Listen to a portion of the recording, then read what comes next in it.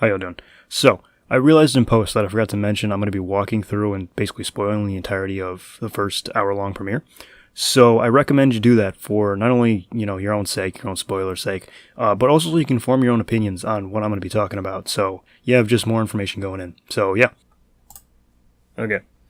So, going into this video, I know pretty much all of you are here. It's not really a secret. Actually, it's almost a joke nowadays that everyone likes to destroy SAO at every opportunity. That horse has long been beaten to death, honestly. But this is like the third or fourth season, so I wanted to give it a fresh chance. A good start. A fresh shot? Whatever. This SAO has kind of something to live up to, because it's starting to get to the point. I mean, it's been past the point of, like, excessivity. It's been long overdone. A1's just running this out. They've over-milked these cattle. This cow. And they really just need to prove themselves with this show, because it's not original plot. It's still following the novel, to my understanding. But it's just like so many seasons of SAOs really starting to wear on people more than it already has.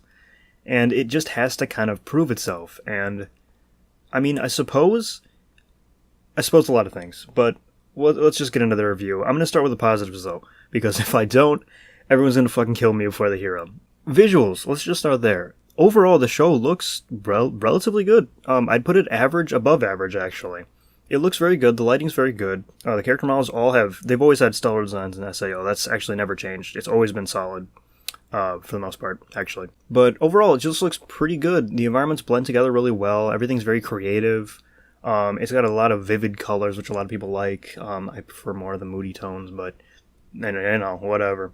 And even the game interface stuff looks it looks okay. I mean, I don't like it, but it looks fine. I'm not going to complain about it. What else do we have? Oh yeah, the voice acting. Voice acting's pretty solid, at least to my ears.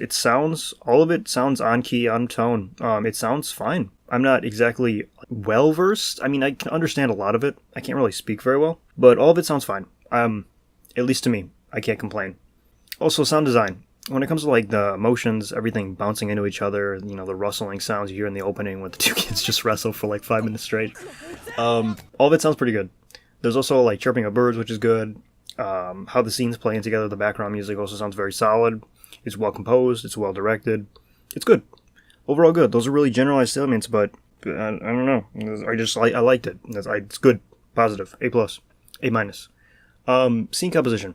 Also pretty good. The camera's, like, relatively solid in this show. In the past seasons, we've had this really kind of hit-and-miss style where it's sometimes focusing on just the wrong things or not really using the backgrounds well or, like, illustrating stuff very well. There was actually a bar scene about halfway through. I really, really like what they did with the dartboard with really poor precision. Precision versus accuracy. Really poor precision. It was very clever. It was a really good pan. Everything about it just kind of fit together really nicely. The bar itself had for the most part, the proper mood, except for Eagle just sitting in the corner doing nothing. It's overall just been much of a higher quality than most anime, and certainly more than SAO in the past. So, again, another positive. I suppose the CGI was relatively competent, especially coming off Overlord and Goblin Slayer. It's overall pretty good. Nothing to complain about. You're gonna see it, but it's fine. It's minimally used. It's fine. Don't worry about it. That's about it. Let's move to the negative. I think I'll just kind of walk through the episode, because that seems like the most effective way to do this, and kind of point out little things I didn't like. Oh, I should mention that's positive? This one feels very ambitious. And overall, the full length and the general quality is certainly a bump up from last time. And the story they're going with, to my understanding, I haven't really read the novel. I kind of got behind and then just stopped. Oops.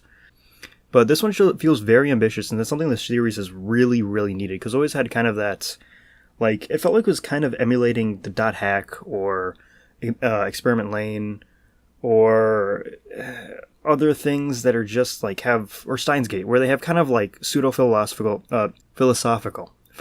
themes, which blended better or worse in some shows, but I always felt they were trying to go for that and never really knew what they were doing. That certainly shows in the first season. But this time, I feel like we might actually get something competent. Good. Kind of. I'm hesitant, and you'll see why, because I know a few things I'm going to mention in the negatives. For the most part, them trying to strive further, go for it. good. Just do it. I'm happy they're doing it, is the point. I'm getting off track again. Yeah, let's just walk through the episode. I'll point out a few things, and you can leave a dislike. So, yeah. Oh. Here's a good point. So, the whole opening arc is the whole goal. Let's go find ice for the town / ourselves / lunches and whatever. This is actually, like, the excuse they kind of use is a very, like, childish kind of reasoning, or I kind of fit the reason into what I want. So I like this because it kind of reflects the age of these characters, even though Kirito's still surprisingly bold for his age. It's kind of just like a realistic kind of scenario where you maybe you've experienced something like this in the past. It's just believable, which is the strange thing, because it's stupid because it's a fucking dragon. And it's dumb, but it just kind of works. I actually like how this opens. And I also really like the design of Alice. It's Alice in Wonderland. No subtlety there at all. I'm just going to throw that one out. And even, it seems like that down the rabbit hole theme is going to be important in this show. But both of those kind of parts, I like those. Those are also a good thing. Put that in the positives. Okay, quick point. The whole, there's ice on the floor, let's start running, is just fucking stupid. I get the kids, I get they're excited, I get that. It's just dumb. It's just really dumb. Also, this whole, like, panning into light, I understand it's, like, a really cost-effective way of scene transition. It looks bad, especially in, like, every use of it in this, like, next few sequences. It looks really jarring. I don't like it. It might be more of a preference thing. I didn't enjoy it. I also hate this ice cave. The whole look of it, everything about it is really dumb. Before I forget, the sword is a MacGuffin. It's going to be important later in the plot. It's actually good they introduced it now, but I don't know. I don't know. That's a fun point. I don't know. Positive, negative, I don't know. It's neutral. Okay, this part actually annoyed me a lot. So they get really confused because they don't know, hey, we came in from, let's just say north or south, whatever. It's a horizontal line? It's a z-axis line. It's a straight line, okay? Because they're going through this mountain path, which apparently is very thin, I want to point out. Even if they travel for a while, because they get back by sunrise, or sundown. So, very confusing. Anyway, they have this giant frickin' dragon that is asymmetrical to where they came in from. And they obviously came in from its flank, its left flank. Or is it right? Because this video's flipped. Whatever. They come in from one of the flanks, and they're really confused. They're like, which way do we come in from? I don't know. Apparently the cave's symmetrical and nothing looks the same, because these stupid white lights blinded us as we came in. You would have no trouble, even a child would have no trouble figuring out which way you came in from. And unless there's like 50 or 40 holes, but there's only 2, because they get back just fine. And it just bothers me, because it makes no sense. It's just it's a plot convenience, I get that. It's just, I didn't like it. This was a dumb fall. I don't know who falls like this. Okay, this ice also made me mad. It should not melt this fast. There's no ice melts this fast. Minor annoyance. Yeah. Also, she should have known. She should have known. I thought we had a better scene of it. I guess not. How did you not know it was going to be you? You should have ran. Anything. Just, I don't know. I guess you kind of tied down at the same time. Man, this is just, I'm very confused as why she was confused. Another negative. Okay. I hate this scene so much. Alright, so, aside from the part, the freaking Jeep drives, the CG Jeep, blah. It drives through an entire forest, and trees, literally 3 trees at a time, and then just moves in front of them before they have a chance to shoot. They have a line of sight. They've had a clear line of sight for a few seconds, because she's still in the air. And they've marked, I don't know what the fuck they're doing, man. This was stupid. This is annoying. I hated this scene. I hated everything about this scene. And there's so much CG in this shot next. Idiots. Oh, let me go back. Let me actually reverse the frame for like 2 seconds. I wonder if I can catch it. Let me fucking play. Come on. I know I can... Oh, fuck. Okay. So look at this. Where's fucking... She's gonna show up in the next few shots. What's her name? Silica. Where is she? I don't know. You know? I don't know. She's not there. So there she is.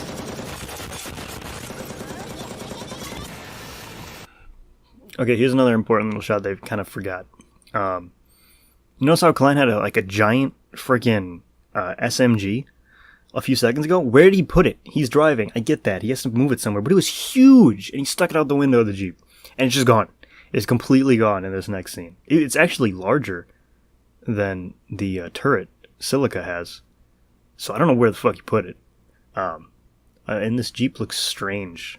I didn't realize it until now, but its proportions look just a bit off, and I don't know why. Whatever. Oh, did I even mention how jarring this scene transition is? How we're watching 30 minutes into the show, we're at the highest point of tension, the peak. And then suddenly we're thrown to, I suppose it's high action, it's Hollywood action, and it's a completely different setting. And they basically never introduce these characters properly. They just show up. They expect you to have known, to have watched, or somehow consumed these characters in some other medium to just know who they are by visual representation. They never even mention Eagle, do they? I'm just thinking about that now. Anyway, they never mention it. Unless they're not going to show up in the rest of the season, that's not a good thing. At all. Even if they are a little time crunched, I get that. Why are these in half English? I hate when they do this. I know, okay, I get it. It's just... the girl Kirito again. I hate everything about this. I know it's in every form of media ever. I hate this. I'm not even gonna... No. I can't. I've already thrown out realism, but still. Give this not lightsaber. Okay, this is also very confusing because if you'll remember, the whole joke in the last scene was that Kirito was asleep because he's tired because he's doing all this work. He's keeping busy. Who told him to show up at this bar? It must have been Asuna, right? Because what is your name? Shinan is the only one, or Asuna is the only other one that Shinan told this to, because he was clearly fucking asleep. So why is he surprised when she showed up? Because she clearly knew. She told him. And then he's surprised she showed up? I don't get it. It makes no sense. This is inconsistency.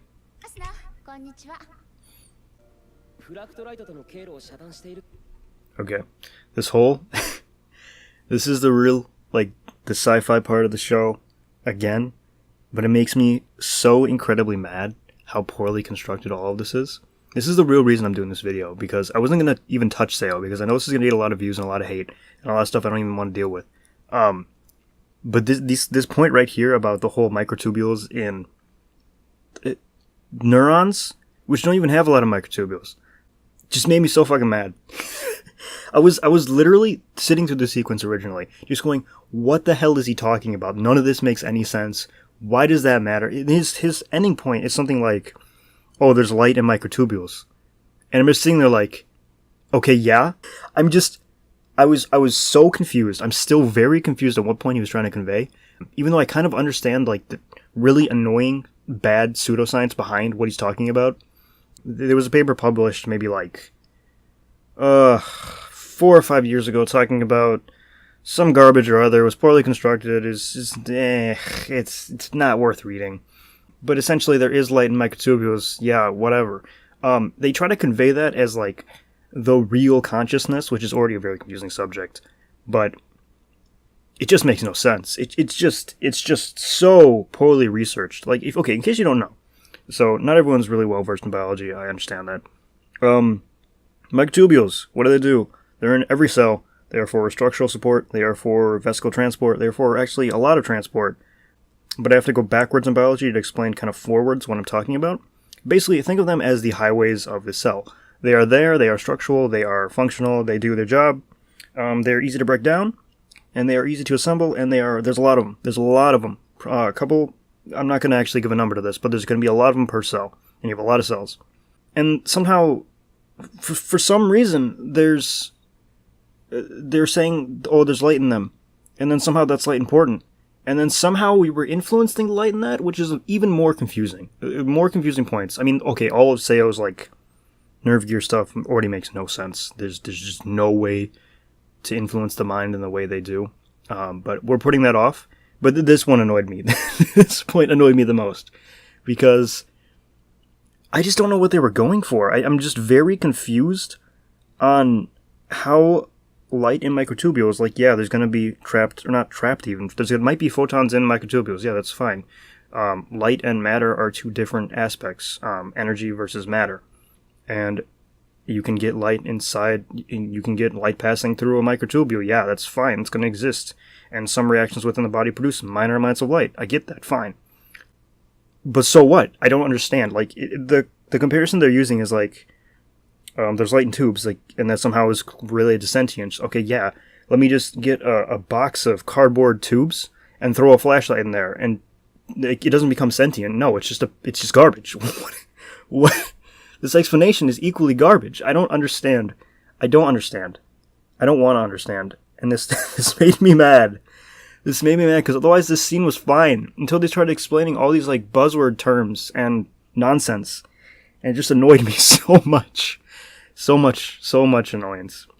I'm gonna move on. I can't deal with this scene anymore. Goodbye. Trying to find the scene I really liked. No, it has to be somewhere past that. Oh yeah, and I guess like the whole memory blocking thing is actually very possible if they're what's it called? Influence the mind on the scale that they're working with. Like if you already have access to short-term memory and like literally visual representations, that's such a minor thing. It's so easy. No surprise that they're somehow able to block his memories. Zero surprise there. Just a fun fact, I suppose. No one's gonna. Somehow people are gonna be like, "Oh, look at this." Yeah, that's nothing. For the level of stuff they're doing, it's nothing. Now, this is actually. I want to highlight this scene. This is actually the best transition. Look at how the darts. Just look at it. This is the visual representation they're using while they're talking about not knowing what's real, what's true. This was a very clever way of using it. It's not the most original. I've seen it before. But the fact that anime is finally doing stuff like this is a Hollywood production level, or not production level, but Hollywood technique. They're using scenes and composition like this. I'm really glad to see this because this is like the definitive step forward, actually. In the entire hour-long premiere, this is actually the best scene so far.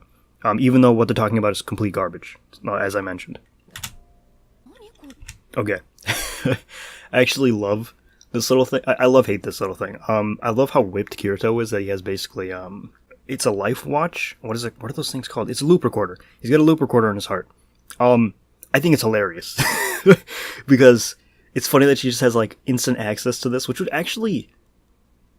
I don't know why we don't do this. I don't know if there's cell phone apparatus for loop recorders. We really should... maybe not. Actually, cell phone interference, any connectivity is dangerous. Never mind. That's a bad idea. But this is just really funny. The only... the real major downside, the only reason they even introduced this, because like looking at heart rate's nothing when it comes to your vitals. The only reason they introduced this is because I already know instantly that this is going to be like a reverse forward. You ever seen Crank, where he has to keep his heart, the movie Crank, where he has to keep his heart like going, otherwise he just passes out and dies. This is the reverse. The only reason they introduced this is because if his heart rate gets too high, just like in one of the last seasons, actually, didn't they use the same thing? He's gonna die, and everything's gonna go to shit, and Kirito, you gotta keep your heart, you gotta keep it together, blah, blah, blah, you can't get too stressed, or whatever, and it's like, yeah, great, that's not overused at all, and that ties into a point I'm gonna make later on, later in the episode, but, yeah, the only reason they even introduced this is because you know it's gonna be a major part of the plot moving forward, and it's not a huge negative, it's just kind of really overdone, and I didn't enjoy it, because I know it's going to be a major point of tension, and we're going to see this thing a lot in the future. Yeah, moving on. I actually kind of like this little talk they have. This was another positive I suppose I can throw. The little talk they have near the end of the episode, where it's talking about Kirito's ambitions, Asuna, who still has really nothing. Asuna's never been fleshed out, to my understanding. They need to do something with that, but Kirito's a little crazy, who's been a little crazy. I kind of like this. It makes sense for him to, even though ridiculous stuff aside, it makes sense. He'd want to like pursue this and see the next step up. It's kind of like going see the World Fair or something, except a little more extreme. Like the Olympics, if you're an athlete, you know, something like that. It makes sense. I also like how that last scene I was talking about gets juxtaposed by this one. It's not original, but it's a good way to end the episode. The problem is, this scene's trash, so I gotta throw all that out. Let me get a better little visual. Okay. Yeah, that's the better visual. Oh, this makes me mad. I just hate everything about. So, Kirito. So, SAO has like a really bad habit of amateur villain writing. Pretty much every single villain in the show has been this exact character, paste copied back and back and back again. And I'm so saddened they haven't moved on from this, because it's just pathetic, man. Like, if you've been writing for years now, you should not be doing this, except for like a comedy perspective. And I get he's like a one-off throwaway character, and he's been established to be a little crazy, but it's just it's actually saddening. This is a strange one because it's like painful to look at this. Like, someone wrote this. I don't know. I didn't like it. Did not like it. There's another scene. Let me get to it. Can't deal with it. And Johnny Black. Kevin Black. Sparrow. What? That's not right. Oh, fuck. Man, I can't watch that. Okay. Alright, yeah, the whole poison weapon thing, yeah, whatever. First off, let's look at the poison injection thing. It looks fucking stupid. It looks really stupid. It looks like... it just looks really dumb. I hate this. I hate the idea of poison. Like, I know the poison in the show. I've heard a little bit how it's has to seep its way into the heart or some shit. Which kind of ties it in the whole pacemaker or loop recorder thing. Man, it's just fucking, like, that's a shit poison. Like, all you have to do is give him, like, a very high dose, a double dose of adrenaline, and they just fucking die instantly. Like, there's such better ways to do this from a chemical perspective. Not even mentioning how terrible idea. Like, how did you get this? Like, yeah, I get it. Okay. Like, someone told me his father stole it from a hospital or something. Why? This is the worst poison I've ever heard of, and that's stupid. And you can make better stuff in a garage. And if you're trying to kill someone, bring a knife. I know there's gun and sword law in Japan, but how are you even in Japan, by the way? Like, there's just things with better utility. The nonsense of the poison makes no sense to my understanding. The injection thing looks absolutely atrocious. I hate this character. I like everything else around him, though. Like, the scenery looks fine, and it set the mood properly, and even the CG cars, like, people are going to complain about that. It looked fine. There's also another scene I liked a few seconds ago where he's seen in the shadows, and I don't think anyone else noticed this. Few people are going to notice this. Sorry, that's a little rude. I wonder if I can find it. It's when the light pans over a car light. Where is it? I'm going to find it. There it fucking is. Fuck. Okay. Alright, I found it. It's right after the smooch. Let's... Yeah, got it. Yep. Okay. This took a while to find. I don't remember what my original point was, actually. Oh, I remember. This is a clever little thing they did. It was obviously very intentional. I remember it being more subtle in, like, memory, but I guess it really wasn't. Anyway, well, let me just play it. See that? Okay, I'm glad I caught it. There's the shadow of a figure behind him. It's clearly, like, a nice foreboding dread, foreshadowing moment, even though it comes really quickly. It was well done. Another very good directorial choice.